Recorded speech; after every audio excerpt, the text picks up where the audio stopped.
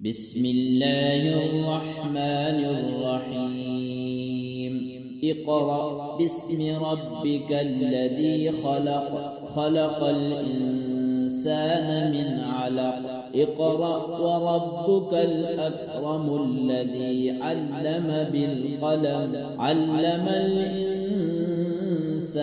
ما لم يعلم كلا إن الإنسان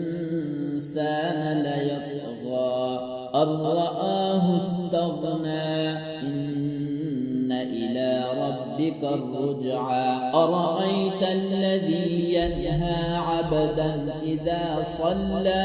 أرأيت إن كان على الهدى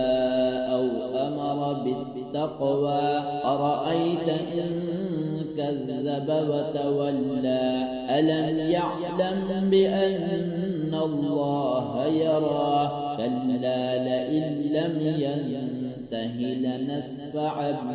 بالناصية ناصية كاذبة خاطئة فليدع ناديه سندع الزبانية كلا لا تطعه واسجد واقترب صدق الله العظيم.